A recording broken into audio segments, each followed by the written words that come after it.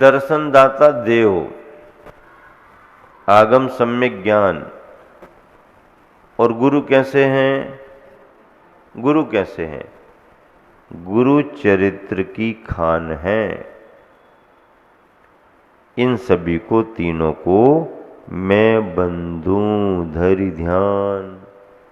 हे निर्मल देव तुम्हें प्रणाम, हे ज्ञान दीप आगम प्रणाम, हे शांति त्याग के मूर्तिमान, शिवपथ पंथी गुरुवर प्रणाम।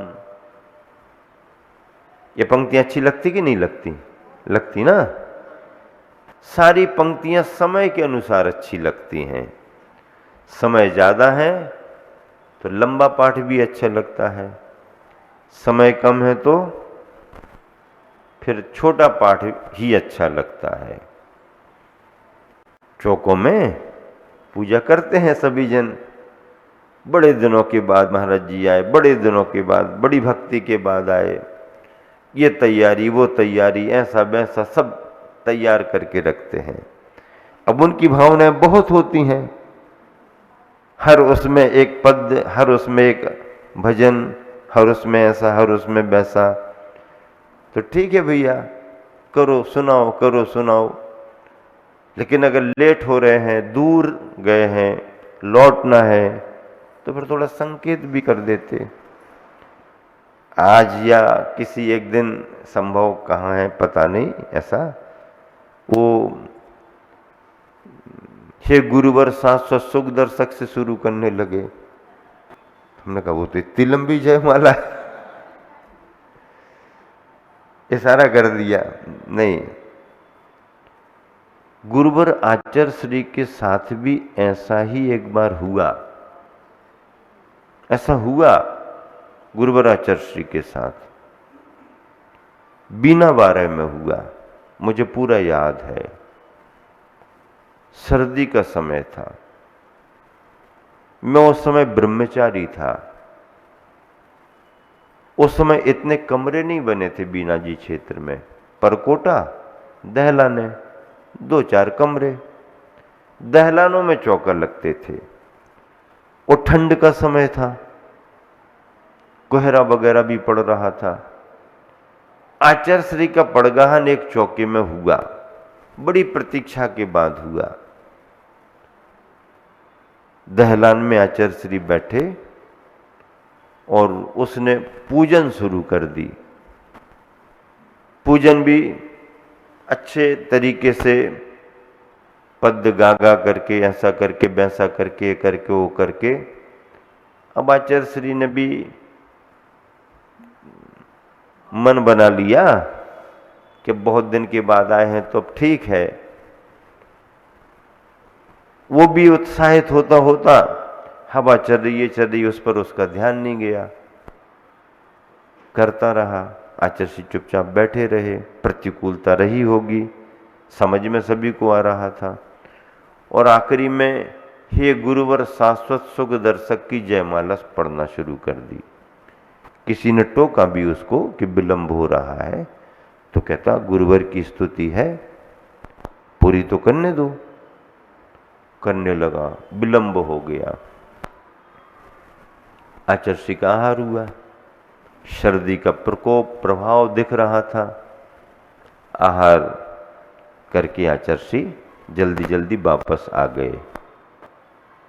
अब जब वापस आ गए और उसने देख लिया तो उसको ये अंदाज लग गया कि आचार्य श्री ने प्रतिदिन की अपेक्षा आज कम लिया है। तो अब उसके मन में भाव तो आ गया। फिर वो आचार्य श्री के बैठते ही साथ कहने लगा, आचार्य श्री आज आपने आहार थोड़ा कम लिया। तो आचार्य श्री हंस करके कहते हैं कि आहार कम हो गया तो क्या हुआ, पूजा तो आपकी बड़ी हो गई ना। आहार कम हो गया तो क्या हुआ, पूजा तो आपकी बड़ी हो गई ना। अब वो क्या कहे, और आचार्य श्री भी क्या कहें। अब आचार्य श्री यही तो कह सकते कि भैया हमारा आहार जो हुआ वो तो तुम ठीक है, लेकिन पूजा तो तुम्हारी पर्याप्त हो गई ना, भक्ति तो तुमने अच्छी कर ली। तो गृहस्थों को ऐसे समयों में विवेक भी रखना चाहिए। तो चिंता मोह काहे की, तो चिंता मोह काहे की, हर में चिंता मोह काहे की, चढ़ा रहे हैं जलम अक्षतम चंदनम पुष्पम, तो चिंता मोह काहे की। अरे तो तुम्हें तो चिंता काहे की नहीं है, हमें तो चिंता जावे की है ना। क्या तो चिंता मोह काहे की, तोरे को तो चिंता नहीं है, लेकिन जिसको जाना है वापस उसको तो चिंता है ना। कितनी दूर जाना, कहाँ जाना, कहाँ से आए, कब पहुंचेंगे, उसको तो चिंता होती है ना, उसको तो समय देखना पड़ता है। तो चिंता मोह काहे की। हर उसमें चिंता मोह का है, तुम्हें चिंता नहीं है, चिंता तो। चलिए आगे बढ़ते हैं। मंगल मूरत परम पद पंच धरो नित ध्यान। मंगल मूर्ति ये पांचों परम पद हैं। इन पांचों पदों का धरो नित ध्यान, नित्य ध्यान धरो। हरो अमंगल विश्व का, हमारा ही अमंगल मत हरो, संपूर्ण विश्व का अमंगल हरो। संपूर्ण विश्व का अमंगल अनिष्ट हरो, मंगलमय भगवान। मंगल जिनवर पद नमो, मंगल अरहंत देव। मंगलकारी सिद्ध पद सो बंदों स्वयमेव। मंगल जिनवर पद है उसको नमस्कार करता हूँ।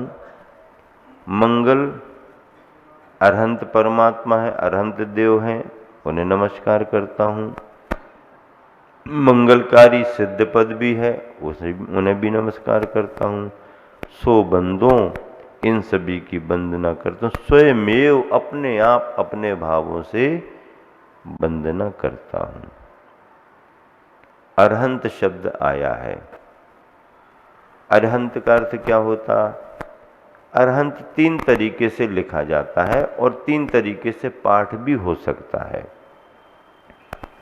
गुरुवर आचार्य ने संग में बताया था कि उनके गुरुवर आचार्य श्री ज्ञान सागर जी 3 तरह से पाठ करते थे। नमो अरिहंताड़म, नमो अरहंताड़म, नमो अरुहंताड़म। अरिहंताड़म, अरहंताड़म, अरुहंताड़म। अरि, अर्ह, अरु, तीनों के अर्थ क्या हैं? अलग अलग हैं। अरिहंता, अरिहंता का मतलब है शत्रुओं के हंता, शत्रुओं को नष्ट करने वाले। एक बार गुरुवर आचार्य श्री से चर्चा में ऐसे प्रश्न कर दिया हमने कहा आचार्य श्री, नमोकार में अरहंत पद जो है, इसमें जो अरिहंत है तो अरि के हंता अर्थ निकलता है, शत्रु के नाशक।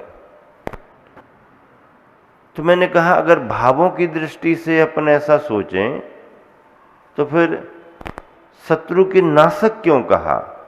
शत्रु के विजेता कह देते। नाशक में और विजेता में थोड़ा अंतर है कि नहीं है? है कि नहीं है? बताओ।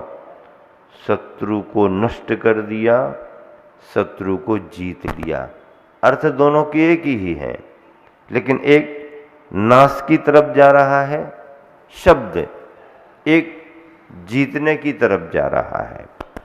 आचार्यों ने जो लिखा वो तो मान्य है ही, सही भी है, लेकिन थोड़ा विचार कर लें। गुरुवर आचार्य ने जब 24 तीर्थंकरों की स्तुति पद लिखे, स्वयंभू स्तोत्र के पद लिखे, समंत भद्र की भद्रता, तो उसमें हर तीर्थंकर भगवान का पद्यानुवाद करने के बाद 2-2 श्लोक, 2-2 पद्य लिखे, 2-2 दोहे लिखे। आचार्य ने सभी में 2-2 दोहे लिखे। तो पढ़ते थे सभी जन, हम भी पढ़ते थे। आचार्य ने विमलनाथ भगवान की स्तुति के मूल दोहे जो अभी नहीं मिलेंगे आपको, अब सब चेंज हो गया, मूल दोहे अभी 4-4 दोहे आ गए हैं, पहले 2-2 दोहे थे। तो उसमें लिखा आचार्य ने, कराल काला ब्याल सम कुटिल चाल का काल, मार दिया तुमने उसे फाड़ा उसका गाल, मोह अमल व समल व निर्बल में भयवान, विमल नाथ तुम अमल हो संबल दो भगवान। रोज हम लोग पढ़ते थे संग में, आचार्य भी पढ़ते थे। एक दिन हमने आचार्य से कहा धीरे से, आचार्य इसमें फाड़ा गाल लिखा है तो इसका कैसा अर्थ निकालें? तो बोले जो लिखा है उसका अर्थ निकालो ना। तो हमने कहा कि एकदम बिल्कुल ज्यादा हो रहा है क्या मोह है ना, कराल काला व्याल सम कुटिल चाल का काल, मार दिया तुमने उसे, मार भी दिया और गाल भी फाड़ दिया। तो आचार्य हंसने लगे, बोले ठीक है। फिर आचार्य ने उसको चेंज किया। चेंज क्या किया आचार्य ने? मैं अपने आप में ये पढ़ता था, आचार्य के सामने ही पढ़ता था, इसको नहीं पढ़ता था। हम क्या पढ़ते थे? कराल काला ब्याल सम कुटिल चाल का काल, जीत लिया तुमने उसे हो गए आपने हाल। तो आचार्य कहते ये तुम्हारा है। तो हमने कहा नहीं आचार्य आपका चाहिए। तो आचार्य ने फिर लिखा, कराल काला ब्याल सम कुटिल चाल का काल, विष बिरहित तो उसको किया स्वप्न साकार। विष बिरहित उसको किया स्वप्न साकार। ये आचार्य की पंक्तियां थी। साहित्यिक क्षेत्र में आचार्य जो लिखते थे वो अपन को समझने की इच्छा और उसमें रस आता था, और आचार्य भी सुना करके मतलब बहुत ऐसा लगता था उनको कि बिल्कुल जो लिखा है वो सभी संग में करते थे। काव्य विनोद बहुत होता था। फिर हम लोग भी लिखते थे नई नई रचनाएं, ऐसा वैसा। फिर आचार्य है ये कोई कविता है क्या तुम्हारी? ऐसे बनती क्या कविता? नहीं, उसमें और थोड़ा सा अच्छा परिमार्जन। हाँ आचार्य अभी बनाते। फिर आचार्य कहने लगे, किसी एक साहित्यकार ने लिखा कि अच्छा कवि बनने के लिए किसी भी कवि को पहले अपने हाथ की लिखी हुई 150 रचनाएं लिख करके फाड़ करके अलग कर देना चाहिए, फिर उसके बाद एक से शुरू करना चाहिए। संघ में आचार्य बहुत प्रोत्साहित करते थे और हम लोगों का बड़े इंटरेस्ट रहता था। आचार्य से साहित्यिक चर्चा खूब करते थे और वो गौर से मतलब उसको उन विषयों को अच्छा समझ करके। अभी जब नेमावर पहुंचे थे 2019 में, प्रतिदिन शाम को मूक माटी ये वो यहाँ वहाँ के संस्मरण, भैयावृत्ति तो नाम मात्र की होती थी, और बात करते करते को हाथ ऐसे ही रखे और बात करते जा रहे, फिर अच्छे से पैर हिला देते। मतलब तुम हाथ रखे ही हो और अकेली बातों में लगे तो हाथ भी चलाते जाओ ऐसा करके। हाँ मतलब भैयावृत्ति भी तो करो, तुम बातों ही बातों में लगे हो ऐसा। तो ये फिर हमने एक और आचार्य को निवेदन किया। क्या निवेदन किया? हमने कहा आचार्य श्री, ये 24 तीर्थंकर की स्तुति में आपने 2-2 दोहे लिखे हैं, तो इसमें 48 दोहे तो हैं ही। अगर थोड़े से 2-2 दोहे और बढ़ा दिए जाएं तो ये डबल होकर के और समापन करके एक दोहा शतक बन सकता है। हाँ चलो चलो चलो, तो तुम लोग तो कुछ भी सोचते रहते हो। नहीं आचार्य, हाँ ऐसा होता है क्या? चलो चलो चलो। तो वो तो टाल तो देते हैं लेकिन वो फीड हो जाता है। हाँ तुरंत में कोई भी कई चर्चा, हाँ चलो चलो चलो चलो, लेकिन वो सुन करके फीड कर लेते। और फिर बाद में उन्होंने वो पुराने वाले 48 दोहे नए और दोहे मिला करके दोहा शतक, दोहा थुदी के रूप में उन्होंने कोई तैयार नहीं किया, वो तो तैयार करके दे दिया। अब तुम दोहा शतक रखो नाम, ये रखो नाम, छपाओ नहीं छपाओ। आचार्य श्री की कहीं कोई रुचि नहीं दिखती थी, बस लिखना, और अच्छी चीज बना करके तैयार करके रख देना उनका काम था। शेष काम हम लोग करते रहते थे, जब तक हम संघ में रहे करते थे। फिर अब संघ से फिर दूसरे महाराज जी वगैरह सब करते रहे। तो ये सब काव्य विनोद में विद्या रसिक लोगों का कब समय बीत जाता है कुछ पता ही नहीं पड़ता। बिहार में लंबे लंबे बिहारों में ईरिया पद समिति का तो ध्यान रखना ही पड़ता है, देख करके तो चलते ही हैं। लेकिन लंबा बिहार हो और अगर कोई थोड़ी सी अच्छी धार्मिक या साहित्यिक थोड़ी सी चर्चा कहीं किसी को हो जाए और सावधानी से चले तो फिर पता नहीं पड़ पाता समय। मन को फ्री नहीं रखना, मन को विद्या में लगाए रखना, मन को शास्त्रों में लगाए रखना, सुबह भी, दोपहर में भी, शाम को भी। मतलब क्या हमें कोई दूसरा काम ही नहीं है क्या कि तुम आओ और हम तुमको सुनाते रहे, तुम आओ और हमको सुनाते रहे? मतलब हम फ्री हैं क्या? नहीं, हम फ्री नहीं हैं। अगर आप दिन भर ना भी आओ तो 1 मिनट का हमको समय नहीं और 1 मिनट की हमारे को बोरियत नहीं।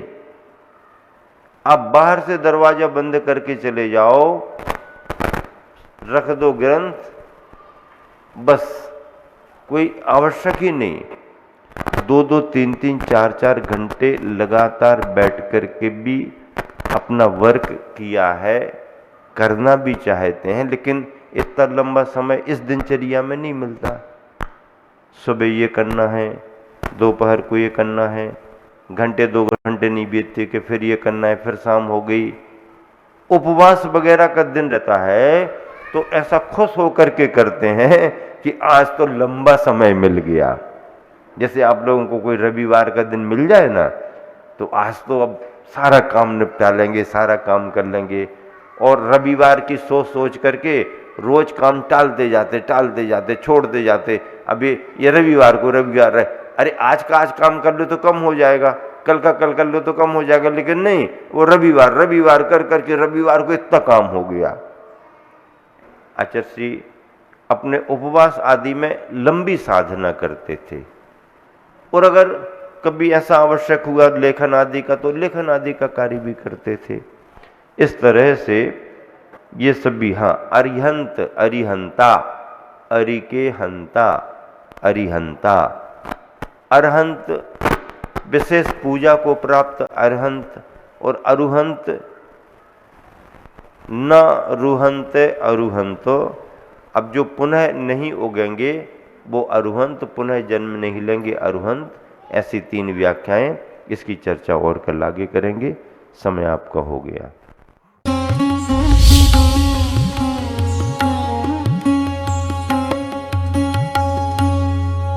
सपने तब सच होते हैं जब सही दिशा मिले, और वो मिलती है दिल्ली से 2 घंटे की दूरी